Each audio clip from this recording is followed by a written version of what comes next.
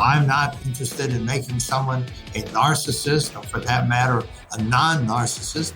I'm interested in people, teaching them the specific skills and behaviors that they can learn and master, and that if they do, they will be more influential, more effective, and be able to exercise more power in their lives. Why did I become an executive coach? I saw lots of great people fail to get ahead at work, while their much less talented peers blew right past them. That made me furious, but also curious.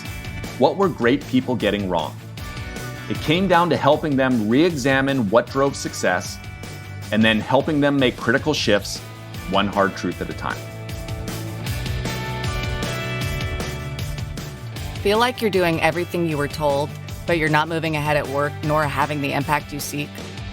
Then welcome to 97% Effective with Michael Winderoth, where we skip feel-good, happy talk and engage experts in pointed conversations about what it really takes to move the needle at work and your career. So if you feel stalled or frustrated, or seek that extra edge as you move to the next level, then look no further. This is the Hard Truths Playbook you never got.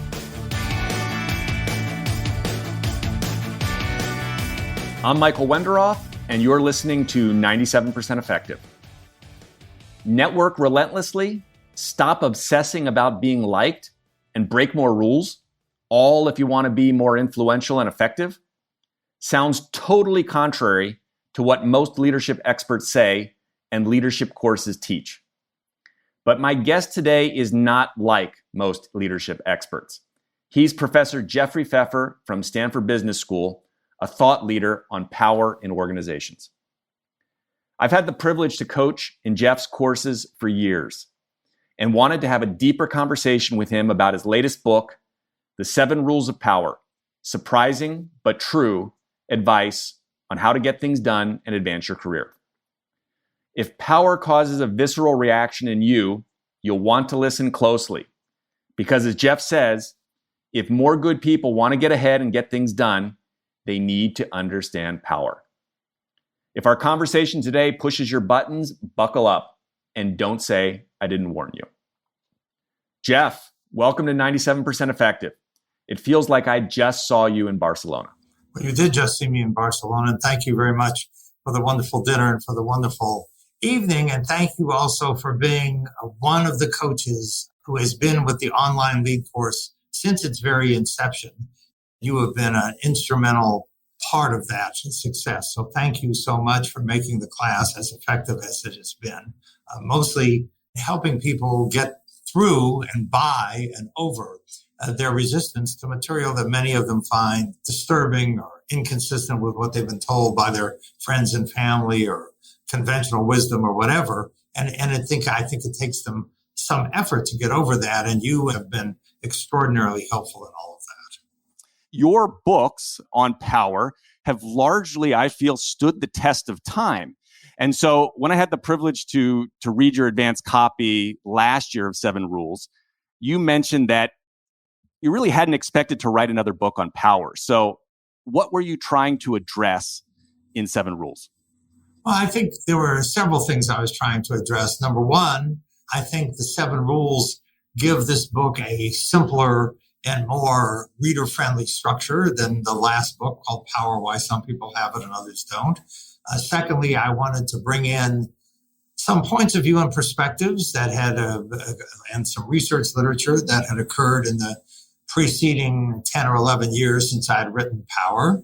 And thirdly, I wanted to take head on in a way I didn't even in Power, even more directly, this issue that, power has changed, the rules have changed, everything is new with social media, and that my views or the social science views on power are rooted in, some 500-year-old guy named Niccolo Machiavelli and are no longer relevant or not relevant here or there.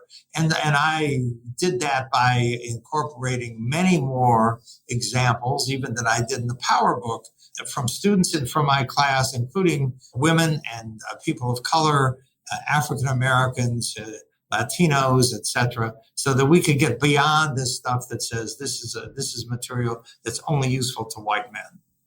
For those who are less familiar with your work, You wrote years back, power is something people know when they see it, but they struggle to define it. And power gets a largely a bad rap, with definitions of it all over the place, particularly in the popular press.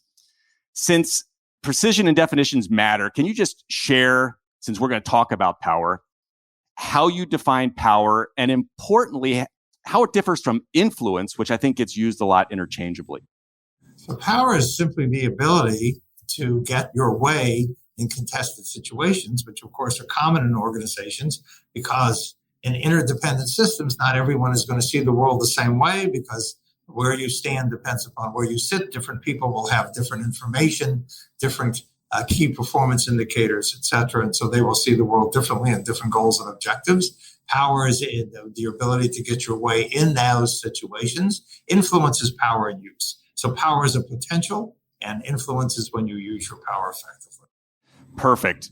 That kind of sets the framework here. And, the 7 rules, I'm just going to read them out quickly. Get out of your own way, break the rules, show up in a powerful fashion, create a powerful brand, network relentlessly, use your power, and understand that once you've acquired power, what you did to get it will be forgiven, forgotten, or both.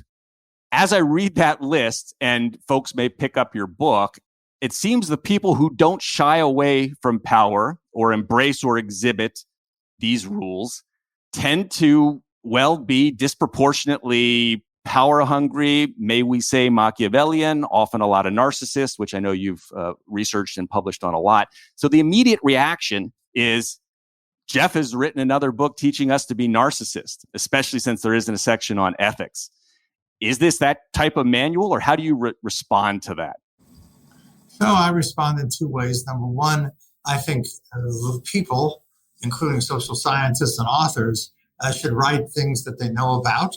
Ethics is a very large field. It is, it is not something in which I've had formal training. I'm not trained as an ethicist. I know some of the research on ethics, which suggests, by the way, that training in ethics does not lead to more ethical behavior.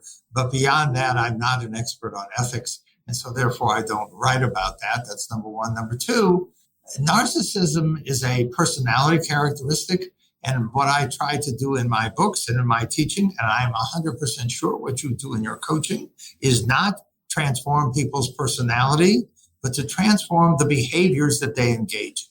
So I'm not interested in making someone a narcissist, or for that matter, a non-narcissist.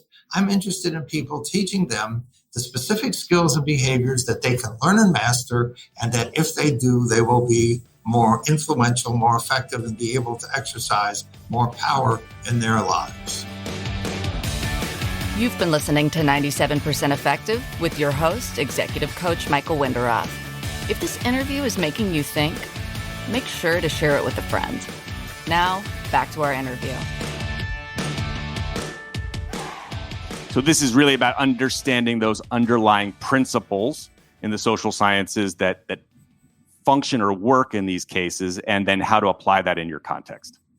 It is about the specific behaviors. So get out of your own way. Rule 1 is that it talks to a bunch of specific behaviors, or a specific set of attitudes that lead to a set of specific behaviors, such as don't worry obsessively about whether or not you're liked by everybody, because in the words of Gary Lovin, if you want to be like a dog, your job as a senior leader is not to win a popularity contest, but to get stuff done.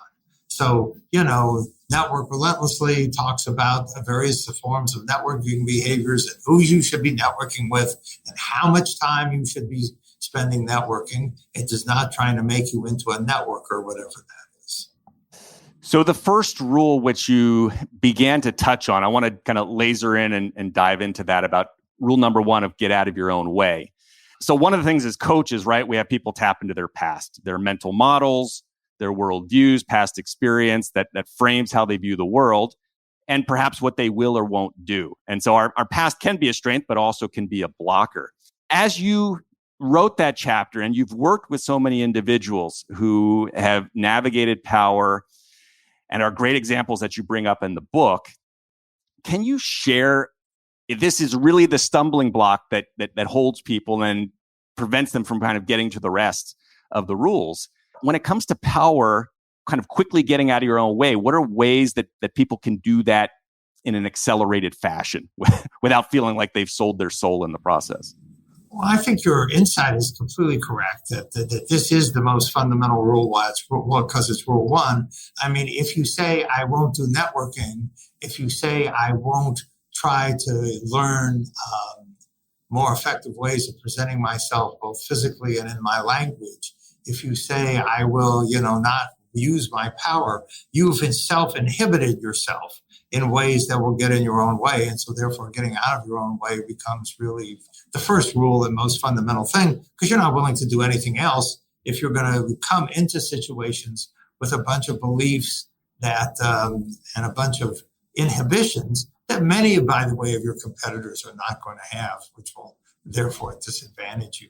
So it's the most fundamental thing. And it's, I think, the thing that coaching and coaches address the most directly. And the first thing you would probably address as a coach is what are people's mental models and what are they willing and not willing to do? I know it's what you do. How can I get people to try on behaviors that they have been previously unwilling to do? Because if they're unwilling to do these things, they're going to start at a disadvantage. So how do I get them to do what they were unwilling to do? And I think the way you get people to do things they're unwilling to do is you tell them to try them. You wouldn't know if you like tomatoes or eggplant or whatever unless you taste it. You don't know how you're going to respond and how others will respond to the use of these behaviors unless you do them. And so the first thing is to get people to try stuff. And I think that's why coaching is so important, because oftentimes the coach is able, because of the relationship that you've developed with your client, to get people to do things that they would not otherwise do. And I would add to that, Jeff, I think that's absolutely spot on. Rule number 2 about breaking the rules. This one I think most people get, and you cite a lot of great evidence here. And I think it would go hand in hand with how companies innovate or break rules, particularly in Silicon Valley, to change the paradigm. In China, where I spent a large part of my career, we had this saying, right, at the top has its measures, the bottom has countermeasures in order to get things done. I'd say that people are generally recognize that value of breaking the rules. You use David and Goliath as a very useful example in the book. But as they start to proceed and they hit rules number 6 and 7. So rule number 6 about use your power to retain power. And the most important rule of all, rule number 7, that success excuses almost everything. These two really kind of push people further than rule number 2 about breaking the rules. Rewriting the rules so you stay in power, your transgressions will get overlooked, you won't be punished. So it does feel like, or sounds like, and people will bring this up, a kind of prescription to break laws, violate norms, that you're not going to be held accountable. Again, what the power hungry would do. Feels hard for kind of, and I hate to use the word, but I'm going to use it simplified here, kind of good people to swallow. Reactions to that? Well, I think those are tough rules. Rule 6 incorporates what you do about your competition, which I sometimes describe as strategic outplacement, where you build relationships with executive recruiters and get your rivals to get hired into better jobs elsewhere, which makes them happy and you happier. Rule 7, I think, is illustrated every day, and it is a tough reality. But I think Rule 7 goes with Rule 1 in the following way. If I'm going to ask you to get out of your own way, the first thing people say is, oh my goodness, I'm going to be discovered. I'm going to create enemies. If I engage in disinhibited behavior, if I get out of my own way, if I embrace a wider range of things that I have done in the past, people are not going to like me. People will come back after me. People will do all these terrible things. And they are extraordinarily worried about the consequences. And what Rule 7 says is if the consequences of doing what you've done is that you find yourself or wind up in a position of great power, wealth, and success, it will not matter what you did to get there. So get rid of all of these inhibiting beliefs that say, oh my goodness, yes, I may rise to the top. And yes, I may become successful and powerful and the CEO or this, that, or the other thing. But at the end, this is, the just world idea. At the end, I'm going to be brought down. And that's not true. Most organizational processes are variance amplifying rather than homeostatic. And therefore, once you have power, there will be a bunch of mechanisms, which I describe in that chapter, that will tend to ensure that you keep your power. And the examples I use are pretty stark. Jeffrey Epstein, after he was convicted for sexual offenses with young girls, still had access to the British royal family, had access to high society and extraordinarily powerful people in the United States, was pursued to make donations after his conviction. Martha Stewart, after she served jail time, has a brand that has never been worth more. Michael Milken, after he served jail time for securities violations, introduced on an Oakland A's game as a philanthropist, and still access to the most powerful circles in the United States. I could go on with other examples. The point being, I'm not telling you to go to jail. Jail's not pleasant. Become a sex offender or whatever. But these extreme examples, I think, illustrate the point that when you have a certain amount of brand equity, a certain amount of financial wealth, you are largely, not completely, but you are largely insulated from the consequences of what got you there, which has the implication for rule one of stop worrying about all the things about what everybody is going to say about you and do about you and think about you, because success provides its own, if you will, insulation against countermeasures. So a lot of that is just kind of get on with it. Yep. Spot on. And by the way, that sounds very much like what you coach. Before we worry about all the consequences of this, that, and the other thing, maybe we should do those things. Before we worry about the consequences of being on top, maybe we ought to get on top. Before we worry about the consequences of breaking the rules, we first need to break the rules. Yeah, I like to say to a lot of people, they think that they're Icarus hovering very, very close to the sun. The fact is, most of them haven't really gotten off the ground. That's correct. Yeah.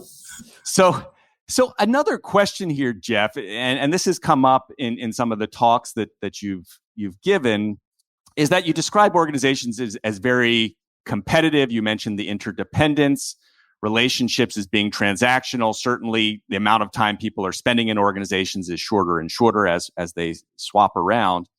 And you advise people to be wary of kind of forming friendships at work, or that there are other arenas, other contexts where you can be much different, much more authentic or vulnerable, if we use those words, kind of with friends. And The Economist had a wonderful article last week about be wary of bringing your whole self to work, which I know is the current mantra out there. So the question here is, are you saying we should not be showing our full selves? Some people would say, that's compartmentalizing ourselves or covering or disclosing. What's wrong with the bring your whole self to work? Why is that advice unwise? Well, Adam Grant some years ago wrote a New York Times column, which I love, which is entitled something to the effect of, unless you're Oprah, be yourself is terrible advice. I think that's correct. People don't want to see your whole self at work. I think you need to be authentic to what the human beings around you want and need from you, you do not need to be authentic to how you're feeling. People don't want to know about your, every pain and difficulty and desire and predilection. And, to go back to a topic that we've already kind of touched on, is my friend Bob Sutton, who wrote the No Asshole Rule, would say, what if this idea to bring your whole self to work, what if your whole self is an asshole? You wouldn't want to bring that whole self to work. So, I think, the advice to bring your whole self to work is bad advice. There's now been research done that suggests that authenticity is not particularly good in work relationships. It's different in personal relationships. And also, when you say to people, bring your whole self to work, which self? I mean, we all have multiple selves. Your role, I know you're a coach. I know you're a father. I know you're a husband. I know you're a citizen of Spain. Those are all roles that have you do various things that are not necessarily completely consistent with with each other. What you tell your children may not be what you tell your clients. You may not interact with your spouse as you interact with your children. You probably don't. You probably don't interact with your spouse in the same way as you do with your clients. So you probably, by the way, and however old you are today, behave and learn and do things differently than you would have when you were 18 or 19. So the idea of, in quotes, bringing your whole self to work, which self is that? And Herminia Ibarra has given a fabulous talk, both at TED and at the London Business School, which talks about how this idea of authenticity basically permits you to stop growing and developing. Because, obviously, over time, you change in your behaviors, you change in your skills, you change in what you're willing to do, you change in your attitudes. And the idea that somehow you should freeze at some point in time arbitrarily because that is your true authentic self, I don't think makes any sense. So is it a useful construct to be thinking about authenticity as being authentic to the situation? This correct. The idea of kind of Absolutely. Situational leadership dealing with the particular context correct. Or what's called for in the moment. I think that's exactly right. To be authentic to the situation and to be authentic to what those people in the situation want and need from you at that moment. To conclude, Jeff, and I appreciate all your time here, I go back to my period as a journalist, and I always like to ask at the end here, and I know you've been starting to talk and speak a lot about your book. Has there been there any question in this interview or previous ones that has not been asked of you, that you're surprised about or you feel like should be asked? And given that it's probably a very insightful question, knowing you, to please go ahead and answer it. No, I think the question that is often, I think there's so many questions that are not asked. One question, which I don't think can be asked in general, but it's an important question, is what do we mean by success? What do we mean? What do we mean by power? But when you say, what do we mean? I have a friend who, when he read an earlier draft of a book, said to me, what do you mean by a good? But what is if I read your book and I wanted to be a good leader? What would that involve? And I think we use words like good or success much too sloppily. There are multiple criteria for success for organizations. Returns, shareholder return on assets, return on equity, return on sales growth, etc. Those measures are weakly correlated among themselves. Then there are measures of individual success, career advancement, career happiness, number of promotions, salary, etc. Those things are not perfectly correlated either. And the correlation between the two sets of measures, organizational success and personal success, are also very loosely correlated. So to take one of my favorite examples from Leadership BS, Stan O'Neill ran Merrill Lynch into the ground and left with a package of $160 million. So is Stan O'Neill successful? It depends upon whether or not you're Mr. and Mrs. O'Neill, or you're one of the Merrill Lynch employees who got laid off in the 2008 or 2009 financial crisis. So I think we need to be much more precise about what we are talking about as we talk about these loose concepts of success or performance. On a quick personal note, Jeff, thank you. 2 decades ago, I did my MBA at Stanford. I went from ignoring, or dare I say, rejecting your work, to fast forward 15 years, embracing it and using it to help thousands of executives that feel stalled, hit glass ceilings, or are not having the impact they seek at work. And of course, your influence is more than apparent in my own book, Get Promoted, which really focuses on how to coach people as they navigate power dynamics at work. So, Jeff, I very much appreciate your time and spending it with me and the audience here today. Again, Jeff Pfeffer's latest book, The 7 Rules of Power, Surprising but True Advice on How to Get Things Done and Advance Your Career. Jeff, thank you for your time. It's my pleasure. And thank you again. You have been really a leader in this, all the work you've done to help and share information like your power map and do the coaching and work that you do. It is, I think, essential for people to get coaching. I think coaching is an essential part of human development as they wrestle with, I think, some concepts that are not going to come naturally to them given the current kind of kumbaya culture. Thank you, Jeff.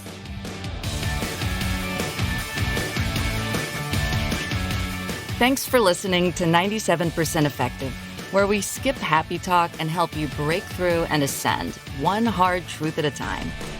Help others discover this show. Leave a review and rating wherever you listen to your podcasts. And if you like what you heard, you can get free resources, including the first chapters of Michael's book, Get Promoted, on his website, www.changwenderoth.com. That's www.changwenderoth.com.